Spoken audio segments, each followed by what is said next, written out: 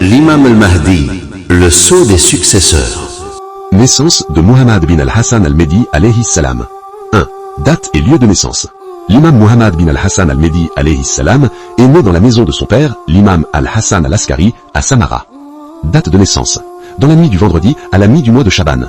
L'année la plus probable, 255 de Hégire, bien que d'autres avis existent, 254 ou 256 Hégire. L'année 255 de Hégire est privilégiée, car le mi-Chaban coïncidait avec un vendredi, comme le rapportent les sources les plus anciennes, notamment Kitab al-Gaïba de Al-Fadl bin Shazan. 2. Discrétion et circonstances de la naissance.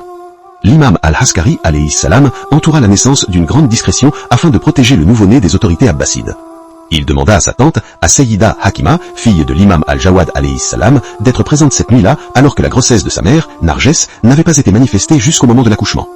Seule Hakima assista à la naissance. Selon un autre récit, on fit appel à une sage-femme parmi les voisins en insistant sur le secret. L'accouchement eut lieu juste avant l'aube, moment où l'attention des autorités se relâchait. 3. Transmission largement attestée de la naissance. De nombreux savants et historiens, chiites comme sunnites, ont rapporté l'événement avec des chaînes de transmission solides. Parmi les plus éminents, Al-Fadl bin Shazan, le Cheikh as-Sadouk, le Cheikh at-Tusi, Ibn al-Khalkan, Ibn al-Atir, ad-Dahabi, Wasibt Ibn al-Jawazi, etc. Plus de 130 savants issus de différentes écoles islamiques à travers les siècles ont relaté cette naissance. 4.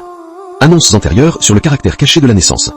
Des hadiths du prophète sallallahu alayhi wa alayhi et des imams de la famille prophétique alayhimus salam avaient antérieurement annoncé que le Mehdi alayhi salam serait discrète. Sa naissance fut comparée à celle de Moïse alayhi salam et d'Abraham alayhi salam à raison de son caractère secret. La raison de ce secret, protéger l'enfant de la tyrannie du pouvoir et faire en sorte qu'il émerge sans avoir prêté allégeance à aucun tyran. 5. La naissance discrète, un signe distinctif. Ce caractère caché de la naissance est l'un des signes distinctifs du Mehdi promis. Aucun autre prétendant au médisme n'a présenté cette particularité. 6. Motif des Abbassides pour tuer les imams et dissimuler la naissance. Les Abbassides connaissaient les hadiths prophétiques annonçant que le Mehdi serait issu de la descendance de Fatima, alayhi salam, qu'il serait le 12e imam. Ils cherchèrent à interrompre la descendance de l'imam al-Askari alayhi salam afin d'empêcher l'avènement du Mehdi. Ils tuèrent les imams précédents, le Jawad, le Hadi, le Askari, à un jeune âge, les emprisonnèrent et multiplièrent les tentatives d'assassinat.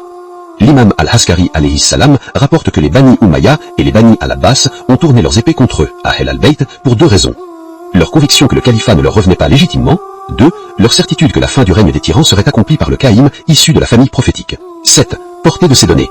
Ces éléments établissent, sur le plan historique et traditionnel, la réalité de la naissance de l'imam al-Mehdi alayhi salam, expliquent le caractère secret de celle-ci comme une mesure divine pour le préserver, afin qu'il accomplisse sa grande mission humaine, établir la justice et manifester la vérité. Allahumma salli ala Muhammadin wa ali Muhammad.